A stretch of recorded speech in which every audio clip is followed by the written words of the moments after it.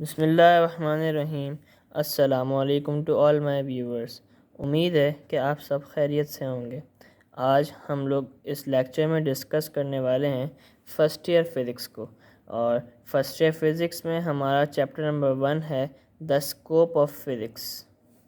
तो आइए आज के लेक्चर को हम लोग शुरू करते हैं। फर्स्ट ईयर की हमारे पास ये वाली बुक है फर्स्ट ईयर फ़िज़िक्स, जिसके अंदर चैप्टर नंबर हमारे पास 1 है द स्कोप ऑफ फिज़िक्स। तो आइए आज हम चैप्टर नंबर 1 को शुरू करते हैं।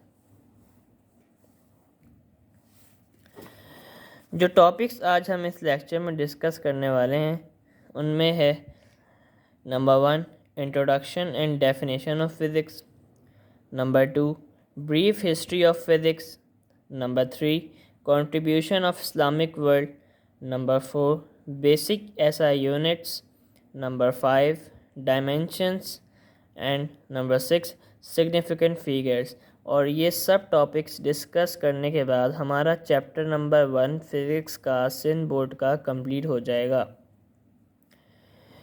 जो ये शुरू के 4 टॉपिक्स हैं ये मैं आपको बुक से ही पढ़वाऊँगा, क्योंकि ये MCQs के पॉइंट ऑफ व्यू से इम्पॉर्टेंट है।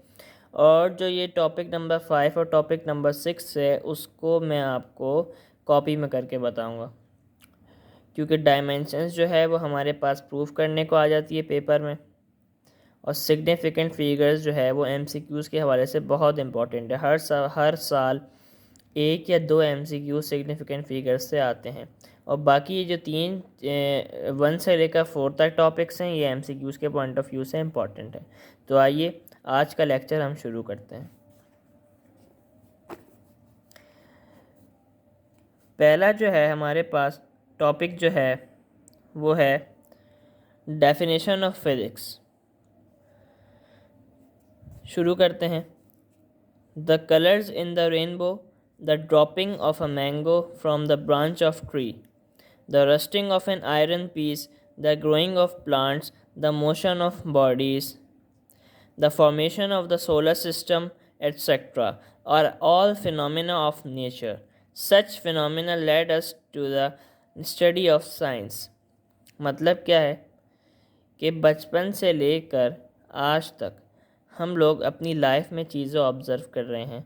और वो क्या क्या चीज़ें हैं, जैसे कि रेनबो के कलर्स आप लोगों को पता हैं। जैसे कि अगर एक ट्री से मैंगो गिरे, एप्पल गिरे, कोई भी फ्रूट गिरे, ये हम ऑब्ज़र्व कर रहे हैं। आयरन जो है, आयरन का रस्ट करना, ये हम ऑब्ज़र्व कर रहे हैं। जैसे कि बाहर सरिया पड़ा हुआ होता है, घर का जो तामीर होती है घर की, तो उसके लिए जो सरिया इस्तेमाल होता है वो बाहर जो है वो ऐसे ही अगर सरिया पड़ा हुआ होता है तो आप उसमें देखेंगे कि रस्टिंग होना शुरू हो जाती है। आप लोगों ने ऑब्ज़र्व किया होगा यकीनन। उसके बाद जो है the growing of plants, plants का ग्रो होना। एक छोटा सा सीड आप ज़मीन में बोते हैं, फिर उसके बाद प्लांट जो है वो स्लोली ग्रेजुअली जो है वो बढ़ना शुरू होता है। और देखते हैं आपके वो कितना ज़्यादा बढ़ता चला जाता है और ट्री बन जाता है। ये भी ऑब्ज़र्व करते हैं आप लोग। उसके बाद है the motion of bodies, bodies की मोशन, जैसे कि प्लेन चल रहा है, कार्स चल रही हैं, बाइक्स चल रही हैं, ऑल द व्हीकल्स, ये भी ऑब्ज़र्व करते हैं हम। The formation of the solar system, ये भी ऑब्ज़र्व करते हैं हम। और एटसेट्रा, मतलब लामहदूद चीज़ें जो हैं वो हम नेचर की हमारी डेली लाइफ में ऑब्ज़र्व कर रहे होते हैं। तो ये सारा फिनोमेना जो है जो हम ऑब्ज़र्व करते हैं ये नेचर का फिनोमेना है। और ऐसा phenomena, such phenomena led us to the study of science.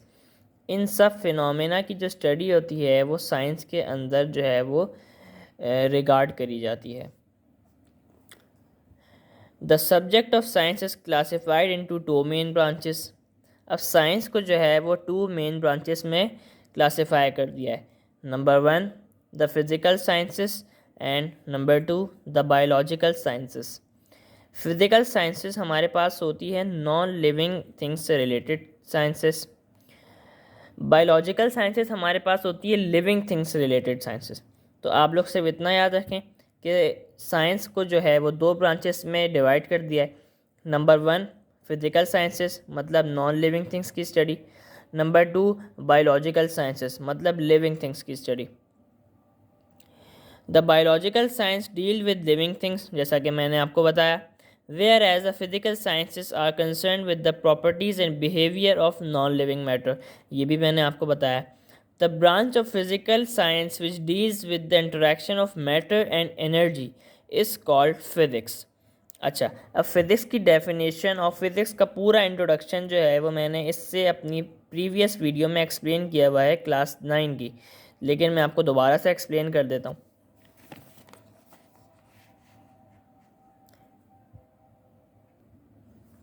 तो सबसे पहले मैं आप लोगों को फिज़िक्स का इंट्रोडक्शन बताता हूँ। The word physics comes from a ancient Greek word physikos meaning knowledge of nature और नेचुरल। मतलब फ़िज़िक्स का वर्ड जो है वो एंशियंट ग्रीक वर्ड कदीमी ग्रीक की ज़बान फिजिकॉस से लिया गया है। ये याद रखिएगा आप लोग कि फ़िज़िक्स का वर्ड जो है वो एंशियंट ग्रीक वर्ड फिजिकॉस से लिया गया है, जिसका मतलब है नेचुरल। ये ऑलरेडी मैंने अपनी एक प्रीवियस वीडियो में डिटेल्ड एक्सप्लेन किया हुआ है डेफिनेशन ऑफ फिज़िक्स को, लेकिन मैं इसमें थोड़ा सा ओवरव्यू दे देता हूँ आप लोगों को। तो इंट्रोडक्शन समझ में आ गया आपको। मतलब फ़िज़िक्स का वर्ड ग्रीक वर्ड फिजिकॉस से लिया गया है, जिसका मतलब है नेचुरल, मतलब नेचर को स्टडी करना। अब बढ़ते हैं फ़िज़िक्स की डेफिनेशन की तरफ। Physics is defined as a science which deals with the interaction of matter and energy. Physics जो है वो साइंस की एक ब्रांच है जो डील करती है मैटर और एनर्जी के इंटरेक्शन को। इंटरेक्शन का मतलब होता है relationship between matter and energy. अब हमने यहाँ तक तो डेफिनेशन का मतलब समझ लिया कि फ़िज़िक्स जो है वो साइंस की एक ब्रांच है जो डील करती है relationship between matter and energy. अब हम समझते हैं कि मैटर क्या है और एनर्जी क्या है। तो सबसे पहले बढ़ते हैं मैटर की तरफ। Anything that occupies mass is called matter. मतलब जैसे ये पेन है, ये एक जगह घेर रहा है, तो मतलब ये मैटर है। अच्छा, मैटर की अब 3 स्टेट्स हैं, सॉलिड, लिक्विड और गैस। सॉलिड का जो है वो फिक्स शेप होता है, जैसे कि ये पेन। लिक्विड को अगर मैं किसी जग से ज़मीन पर गिरा दूँ तो वो अपनी शेप चेंज कर लेगा, जाहिर सी बात है।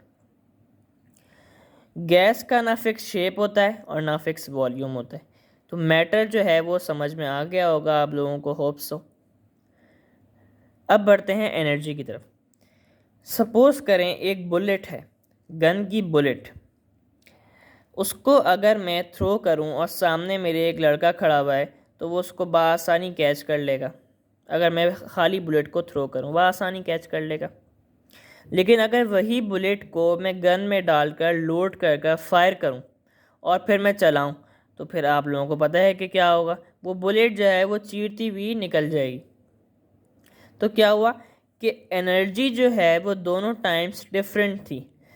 मतलब रिलेशनशिप कैसे बना, अब देखें आप, सुने गौर से कि रिलेशनशिप कैसे बना। मैटर वही था, मैटर जो है वो बुलेट ही थी। देखें मैटर तो बुलेट ही था ना, कि बुलेट का मास वही था, मास तो वही था ना बुलेट का, दोनों टाइम्स वही था।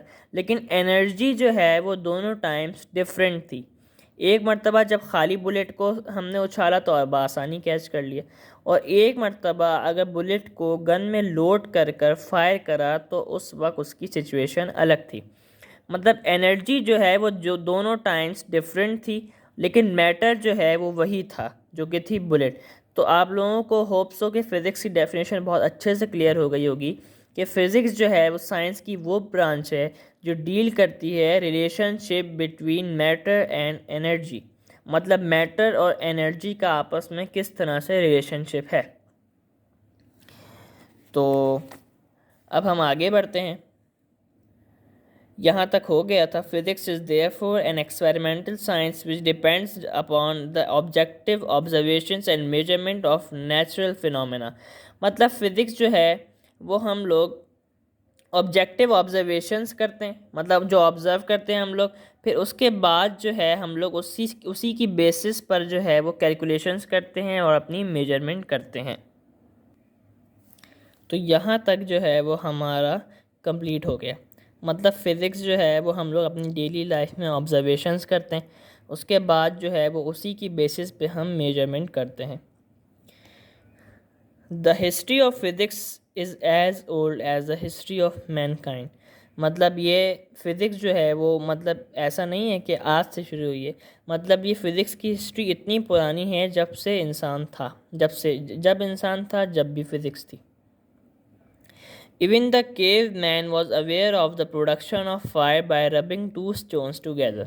इसका मतलब ये है कि जो लोग केव में रहते थे, मतलब गारों में जो लोग रहते थे, उनको भी इतनी नॉलेज थी कि अगर वो दो स्टोन्स को आपस में रब करेंगे तो फायर प्रोड्यूस होगा। ये भी फिज़िक्स का एक फिनोमेना है। तो इससे ये साबित होता है कि फ़िज़िक्स की हिस्ट्री जो है वो आज की नहीं है, बल्कि जब से मैन है जब से फ़िज़िक्स भी है। The Chinese for the first time manufactured paper. Chinese ने फर्स्ट टाइम जो है वो पेपर को मैन्युफैक्चर किया। Egyptian use to measure the flood level in the river Nile. उन्होंने फ्लड लेवल को मेजर करने के लिए एक इंस्ट्रूमेंट बनाया इजिप्टियन ने।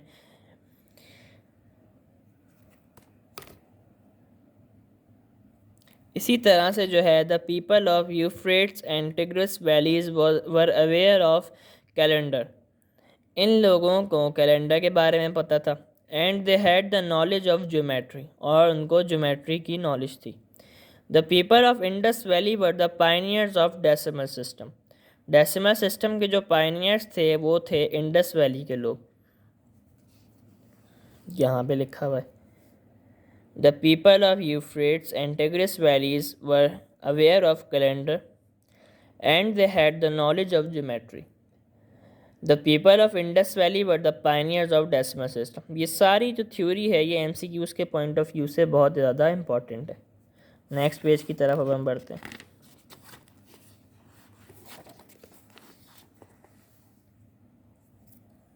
थोड़ा सा जूम करता हूँ मैं इसको। The history of Greeks is full of inventions and discoveries in the field of all sciences. Greeks की जो हिस्ट्री है वो इन्वेंशन से भरी हुई है। In the field of science की फील्ड में इन्वेंशन से भरी हुई हिस्ट्री है ग्रीक्स की। एंड स्पेशली इन फिज़िक्स, और सबसे ज़्यादा काम जो है वो ग्रीक्स ने किया है फिज़िक्स में। Archimedes principle is still an important topic in the elementary books of physics. Archimedes principle आपने क्लास मैट्रिक में भी पढ़ा हुआ होगा। He invented lever and screw. Archimedes ने इन्वेंट किया लीवर और स्क्रू को। ये एमसीक्यू जो है वो काफ़ी इंपॉर्टेंट है और ये आता है पास्ट पेपर्स में अगर आप देखेंगे तो। उसके अलावा ये सारे जो हैं वो फिज़िक्स की आप लोग पढ़िएगा। सारी इन्वेंशंस जो हैं वो मुस्लिम वर्ल्ड की लिखी हुई हैं और ये सब एमसीक्यूज़ के पॉइंट ऑफ व्यू से बहुत ज़्यादा इंपॉर्टेंट है। यहाँ से मैं शुरू करता हूँ। Branches of physics are as follows. Number 1 particle physics, number 2 nuclear physics, number 3 molecular and atomic physics, number 4 plasma physics, number 5 astrophysics, number 6 medical physics, number 7 solid state physics. ये भी टॉपिक आप लोग पढ़िएगा, एमसीक्यूज़ के point of view से important है।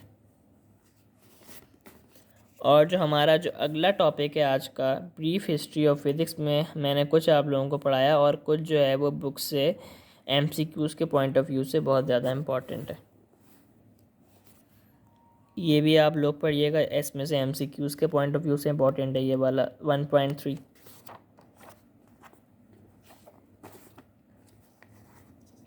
ये सब जो है वो एमसीक्यूज़ के पॉइंट ऑफ व्यू से इम्पॉर्टेंट है। इसमें मैं थोड़े थोड़े साइंटिस्ट बता देता हूँ जो इम्पॉर्टेंट है।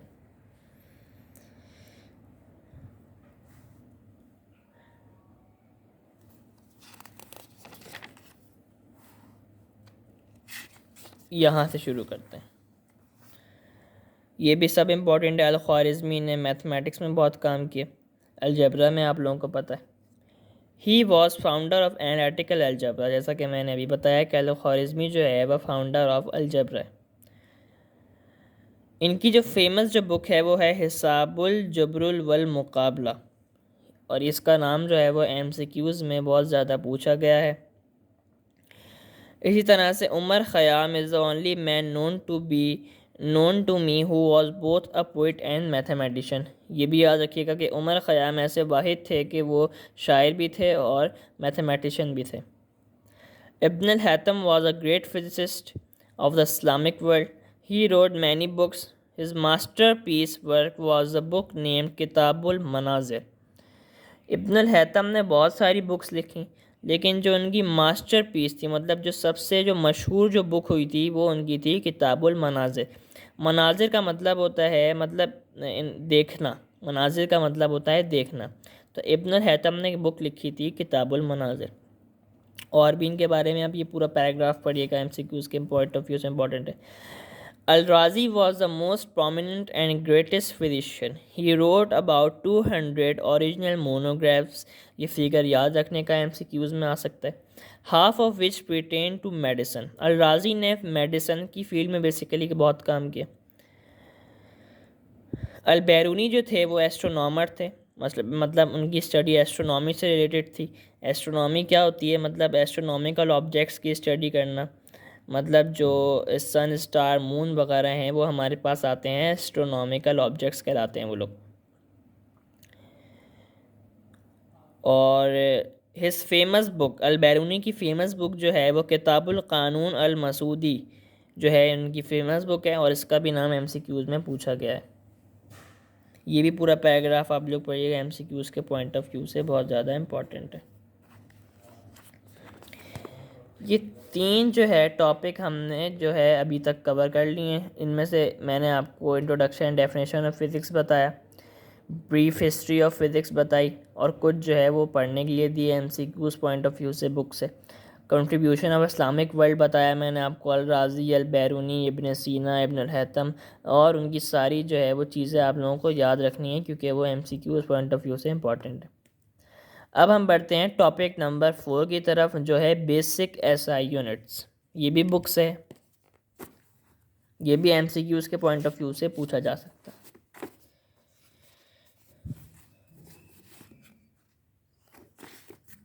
अच्छा, ये वाला जो पेज है, पेज नंबर 6 सिन टेक्स्ट बुक बोर्ड का फिज़िक्स का चैप्टर नंबर 1 का, ये भी एमसीक्यूज़ के पॉइंट ऑफ व्यू से इम्पॉर्टेंट है, पेज नंबर 6। अब हम बढ़ते हैं टॉपिक नंबर 4 की तरफ, बेसिक एसआई यूनिट्स। अच्छा, इसमें से आपको एमसीक्यूज़ में पूछा जा सकता है। टाइम का ऐसा यूनिट होता है सेकंड, जैसा कि पता ही होगा आप लोगों को। इलेक्ट्रिक करंट का होता है एम्पेयर, और इसका सिंबल भी पता होना चाहिए, स्मॉल एस सिंबल टाइम का। इलेक्ट्रिक करंट का ऐसा यूनिट होता है एम्पेयर, और सिंबल होता है कैपिटल ए।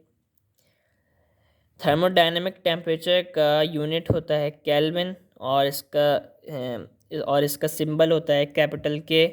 ल्यूमिनस इंटेंसिटी का होता है कैंडेला यूनिट, और इसका सिंबल होता है स्मॉल सी और स्मॉल डी।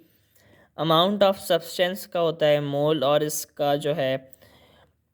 इसका जो सिंबल होता है वो होता है मोल।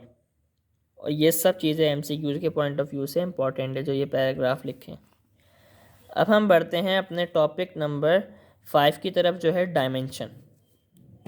ये जो है वो काफ़ी इम्पॉर्टेंट टॉपिक है, और ये शॉर्ट क्वेश्चन आंसर्स में भी आता है, और इसकी जो है वो कुछ डायमेंशंस जो है वो एमसीक्यूज़ में भी पूछी जाती हैं, और कुछ जो है वो शॉर्ट क्वेश्चन आंसर्स में प्रूफ करने के लिए आती हैं डायमेंशन। तो आज हम शुरू करते हैं डायमेंशंस के टॉपिक को। सबसे पहले डायमेंशन की डेफिनेशन की तरफ हम लोग बढ़ते हैं।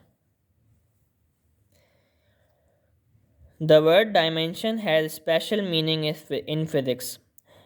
जो वर्ड डायमेंशन है उसकी जो है वो फिज़िक्स में बहुत ज़्यादा अहमियत है। It is use to denote the nature of a physical quantity. ये जो है वो फिज़िकल क्वांटिटी की नेचर को बताता है। अच्छा, अब इसकी जो है ये एग्जाम्पल के तौर पे लिखी हुई है third line. Weather a distance is measured in any units, मतलब डिस्टेंस को किसी भी यूनिट्स में मेजर किया जा सकता है, जैसे कि मीटर्स, माइल्स और लाइट ईयर में भी मेजर किया जा सकता है। लेकिन जो है वो रहेगा हमेशा distance. It is always a distance, वो हमेशा डिस्टेंस ही रहेगा। और उसकी डायमेंशन जो होगी वो होगी लेंथ।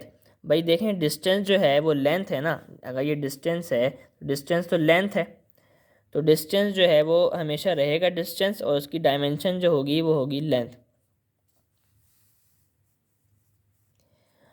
अब जो है वो कुछ सिंबल्स जो हैं वो डायमेंशन में यूज़ होते हैं, जैसे कि the symbols L, capital M and capital T are the symbols usually use to specify the dimensions of length, mass and time respectively. मतलब लेंथ की डायमेंशन होगी कैपिटल एल, मास की डायमेंशन होगी कैपिटल एम और time की dimension होगी capital T. ये चीज़ तो होप कि आप लोगों को क्लियर हो गई होगी। ये चीज़ें याद रखने की हैं। स्मॉल एल नहीं, स्मॉल एम नहीं, स्मॉल टी नहीं, कैपिटल। लेंथ की डायमेंशन होगी कैपिटल एल, मास की होगी कैपिटल एम और टी की होगी कैपिटल टी। अब जो है वो हम लोग देखते हैं डायमेंशंस की कुछ एग्जांपल्स, जिससे जो है वो डायमेंशन का टॉपिक बहुत अच्छे से क्लियर हो जाएगा। ये काफ़ी लंबा टॉपिक है तो प्लीज़ इसको बग़ैर स्किप करे देखिएगा। वेलोसिटी। वेलोसिटी का यूनिट आप सब लोगों को पता होगा। वेलोसिटी का यूनिट होता है मीटर पर सेकंड।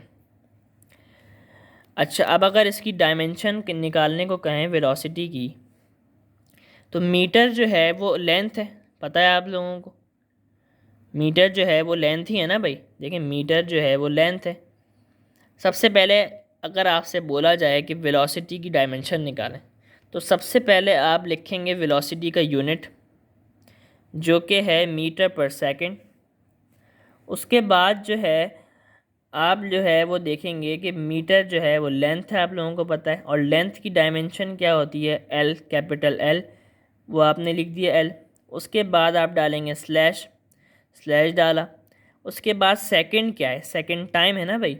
मीटर जो है वो लेंथ है और सेकंड टाइम है, और टाइम की डायमेंशन क्या है, कैपिटल टी, तो हमने लिख दिया कैपिटल टी। देखें, वेलोसिटी का सबसे पहले अगर आपको कहा जाए कि डायमेंशन निकालें, तो आपने सबसे पहले यूनिट लिखा, वो तो पता ही होता है कि मीटर पर सेकंड। उसके बाद मीटर जो है वो लेंथ होती है, पता है आप लोगों को, और लेंथ का डायमेंशन होती है लेंथ की L, as it is L लिखा। उसके बाद स्लैश डाला, स्लैश डाला। सेकंड की डायमेंशन, सेकंड जो है वो टाइम होता है, सेकंड जो है वो टाइम होता है ना, और टाइम की डायमेंशन होती है capital T, as it is capital T लिख दिया। इसको हम ऐसे भी लिख सकते हैं एल अपॉन टी, क्योंकि स्लैश का मतलब ये डिवाइड ही होता है, तो हमने इसको ऐसे लिख दिया एल अपॉन टी। और इसको हम ऐसे भी लिख सकते हैं एल टी माइनस वन। ये हम ऐसे लिख सकते हैं कि अगर इस टी को मैं ऊपर लेके जाऊँ, अगर इस टी को मैं ऊपर लेके जाऊँ, तो ये टी की पावर अभी इसके ऊपर कुछ भी नहीं है, तो मतलब वन है। अगर मैं इसको ऊपर लेके जाऊँगा तो ये पावर जो है वो नेगेटिव हो जाएगी और ये हो जाएगी माइनस वन, तो ये एज इट इज़ रहेगा। और अगर टी ऊपर आया तो ये हो गया एल टी माइनस वन। तो इसको हम तीन तरीक़ों से लिख सकते हैं, ऐसे भी लिख सकते हैं, ऐसे भी लिख सकते हैं, ऐसे भी लिख सकते हैं। ज़्यादा अच्छा जो तरीका होता है और जो एमसीक्यूज़ में भी जिस फॉर्मेट में पूछा जाता है, वो इस फॉर्मेट में पूछा जाता है, ये वाले फॉर्मेट में, क्योंकि ये एक स्टैंडर्ड तरीका है। तो वेलोसिटी की डायमेंशन आप लोगों को होप के समझ में आ गई होगी ये एग्जाम्पल से। दूसरी डायमेंशन का मैं बताता हूँ, एरिया। एरिया का यूनिट भी आप लोगों को पता होगा कि उसका यूनिट होता है मीटर स्क्वायर। और मीटर जो है, जैसा कि मैंने अभी ऊपर बताया है कि मीटर जो है वो लेंथ है, लेंथ है। और क्योंकि एम के ऊपर स्क्वायर है, देखें मीटर जो है वो लेंथ है, लेंथ लिख दिया हमने, लेकिन मीटर के ऊपर स्क्वायर है, तो हमने यहाँ पे भी स्क्वायर डाला, यहाँ पे भी स्क्वायर डाला। अब जो है वो हमारी बुक में भी है कि dimensions of some physical quantities का एक टेबल हमारी बुक में भी बना हुआ है। वॉल्यूम का यूनिट क्या होता है, मीटर क्यूब। मीटर जो है वो लेंथ है, लेंथ की डायमेंशन होती है कैपिटल एल। और क्योंकि मीटर पे एम पे पावर 3 लगी हुई है, तो एल पे भी पावर 3 आ जाएगी। वॉल्यूम की डायमेंशन हो गई एल क्यूब। वेलोसिटी का हमने ऊपर डिस्कस करा। नंबर 3 बढ़ते हैं, एक्सेलरेशन। एक्सेलरेशन का यूनिट क्या होता है, मीटर पर सेकंड स्क्वायर। मीटर जो है वो लेंथ है, एज इट इज़ लिखा, स्लैश जो है वो एज इट इज़ डाला। सेकंड क्या है, सेकंड जो है वो टाइम है, और टाइम की डायमेंशन होती है कैपिटल टी। टी लिखा, और क्यू के सेकंड पे स्क्वायर है तो टी पे भी स्क्वायर आएगा। और इसको ऐसे भी लिख सकते हैं, क्योंकि स्लैश का मतलब डिवाइड होता है, तो इसको ऐसे भी लिख सकते हैं एल अपॉन टी स्क्वायर। या मैंने आपको वेलोसिटी का बताया था कि अगर मैं इस टी को ऊपर ले जाऊं, देखें उस वक्त वेलोसिटी वाले केस में टी के ऊपर कोई पावर नहीं थी, तो पावर मतलब 1 थी, तो ऊपर ले गए थे, हम हो गई थी t-1। लेकिन यहाँ पर पावर 2 है, और अगर मैं इसको ऊपर लेके जाऊँगा तो इसकी साइन चेंज हो जाएगी, और ये हो जाएगा L L as it is रहेगा, टी ऊपर जाके हो जाएगा t-2। पावर जो है वो नेगेटिव हो जाएगी। तो होप कि आप लोगों को डायमेंशंस का कॉन्सेप्ट क्लियर हो गया होगा। अब जो है वो हम कुछ डायमेंशंस की प्रैक्टिस करते हैं जो कि पेपर्स में भी शॉर्ट क्वेश्चन आंसर्स में आती हैं। सबसे पहले हमारे पास बुक की एग्जाम्पल नंबर 1.1 है, जो कि पेज नंबर 8 पर है।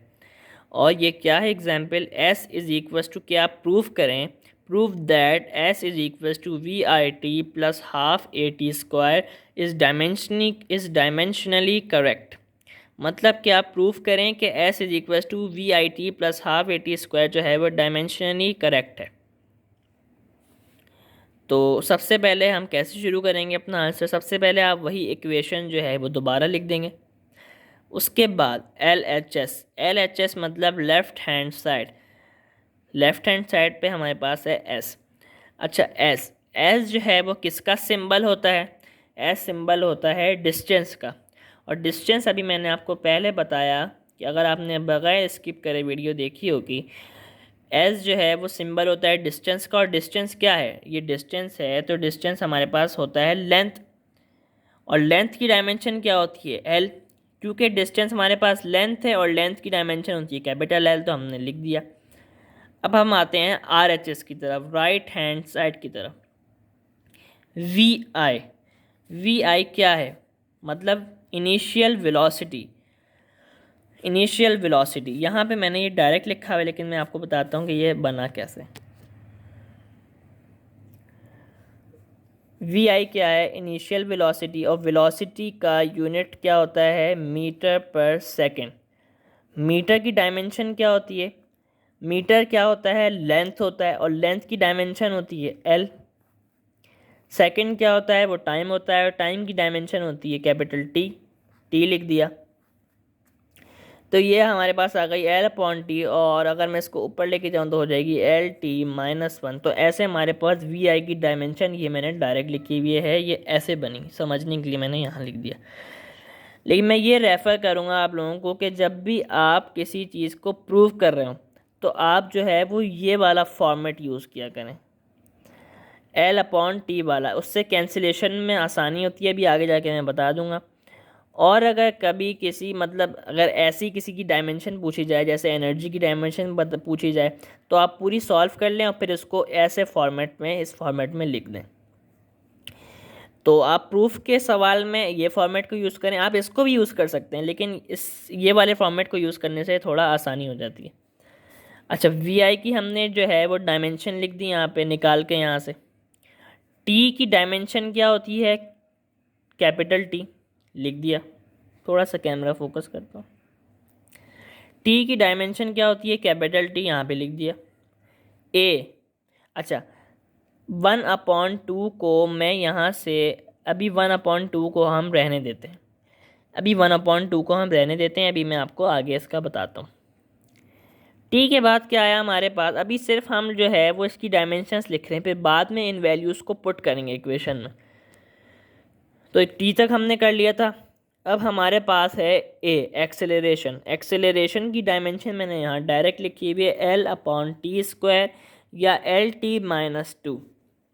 ये डायमेंशन कैसे निकली ये भी बता देता हूँ मैं, पहले पीछे बताया है लेकिन फिर भी बता देता हूँ।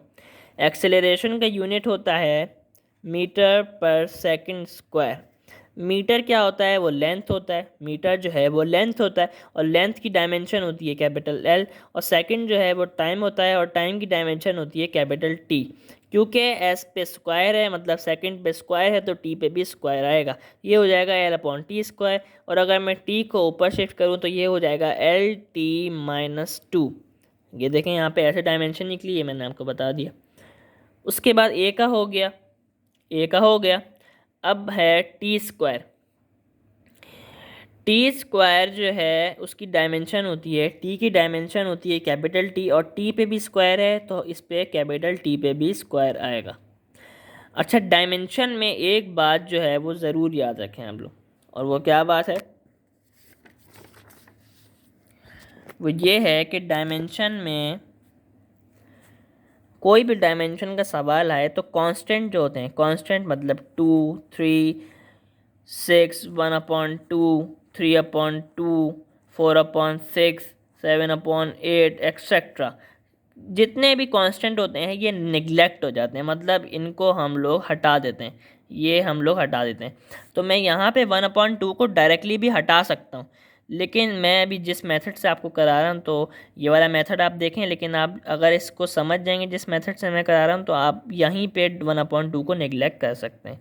तो अभी मैं जिस मेथड से आपको करा रहा हूँ वो देखें। बस अभी इतना याद रखें कि डायमेंशन में हम लोग कांस्टेंट, जैसे कि मैंने अभी बताया 1/2, 3/8, कुछ भी 3, 4, 6, कुछ भी जो है कांस्टेंट होंगे उनको हम निगलेक्ट कर देंगे।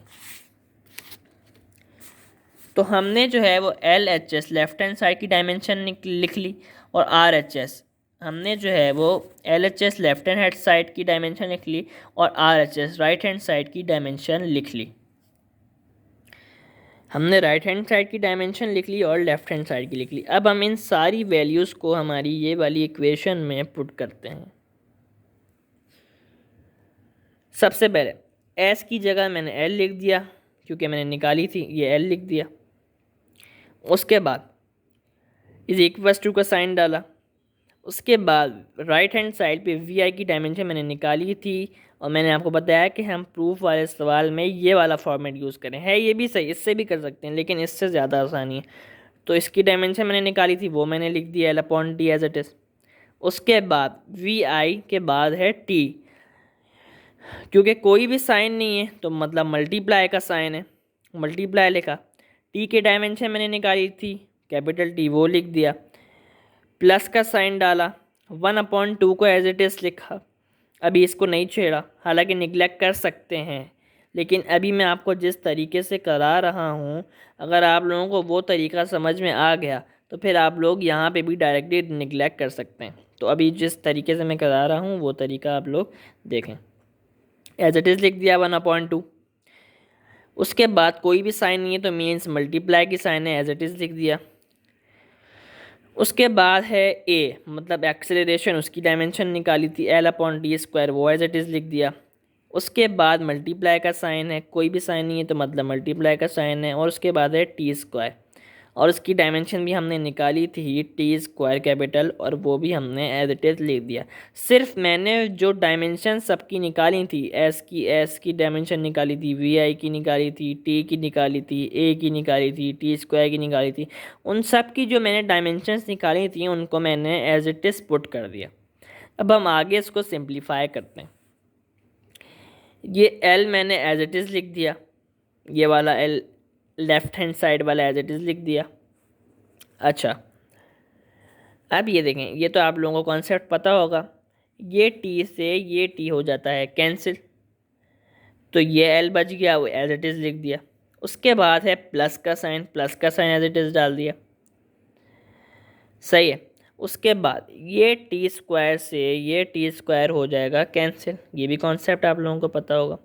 क्या बचा, L जो है वो 1 से मल्टीप्लाई हुआ तो हो गया L, और अपॉन में कुछ भी, और अपॉन में इधर क्या है, अपॉन में है 2, तो यहाँ पे आ गया 2। होप कि ये वाला स्टेप आप लोगों को समझ में आ गया होगा। इसको हमने मज़ीद सिंप्लीफाई ऐसे किया कि T से T हमने कैंसिल कर दिया, क्या बचा, L बचा, L लिख दिया, प्लस की साइन एज इट इज़ लिख दी। उसके बाद T² से T² एज इट कैंसिल कर दिया। उसके बाद L जो है वो 1 से मल्टीप्लाई हुआ, L आ गया। अपॉन में जो है वो नीचे 2 था तो वो 2 आ गया। अब जो है वो हम आगे मज़ीद सिंप्लीफाई करते हैं। L लेफ्ट हैंड साइड का एज इट इज़ आ रहा है, is equal to as it is आ रहा है। उसके बाद L प्लस L हमारे पास क्या, L प्लस L नहीं, उसके बाद जो है वो, हाँ एक स्टेप मैं आप लोगों को बताता हूँ, यहाँ तक आप लोगों को होप के समझ में आ गया होगा। अब उसके बाद जो है, जैसा कि आप लोगों को पता है कि अगर ऐसा जो है, अगर यहाँ पे प्लस की साइन हो या माइनस की साइन हो, प्लस की साइन हो या माइनस की साइन हो और कोई भी टर्म्स हो, तो हमें लेना होता है एलसीएम। ये वाली सिचुएशन में अगर यहाँ पे प्लस की साइन हो या माइनस की साइन हो, हमें लेना होता है एलसीएम, चाहे यहाँ पे कोई भी टर्म्स हो, इधर और इधर। तो हम इसके नीचे कुछ भी नहीं है तो हम सपोज कर लेंगे कि 1 और 2 है, तो हम इसको जो है वो इनका एलसीएम निकालेंगे। और ये बहुत सिंपल स्टेप है, मल्टीप्लाई बाय हम 2 करेंगे इसको, मल्टीप्लाई बाय हम 2 करेंगे इसको, और इसको मल्टीप्लाई बाय 1, मल्टीप्लाई बाय 1। नीचे डिनोमिनेटर में 2 हमारे पास हो गया बैलेंस। यहाँ पे क्या आया, मल्टीप्लाई 2 करने के बाद 12 प्लस एल को 1 से ही मल्टीप्लाई किया तो आया 2l प्लस 1। नेक्स्ट स्टेप है 2l प्लस l कितना हुआ हमारे पास 3l, 3l अपॉन 2। अच्छा, अब मैं जो है वो लास्ट स्टेप में निगलेक्ट कर रहा हूँ कांस्टेंट। जैसा कि मैंने आपको बताया था कि कांस्टेंट निगलेक्ट होंगे, चाहे यहाँ पे 3 खाली 3 लिखा हो, चाहे 3/2 हो, चाहे 4/8 हो, चाहे कोई भी नंबर कोई भी हो, वो निगलेक्ट होगा। तो इसलिए मैंने 1/2 को शुरू में निगलेक्ट नहीं किया था कि लास्ट स्टेप में निगलेक्ट कर देंगे, कोई मसला नहीं, वहाँ पे भी निगलेक्ट कर सकते हैं, यहाँ पे भी निगलेक्ट कर सकते हैं, लेकिन ज़्यादा अच्छा है कि लास्ट स्टेप में हम निगलेक्ट कर दें। 3/2, 3/2 is constant so it is neglected. 3/2 को निगलेक्ट किया हमने, 3/2 को हमने निगलेक्ट किया तो हमारे पास जो है वो प्रूफ हो गया। Left hand side is equal to right hand side, L is equal to L हमारे पास प्रूफ हो गया।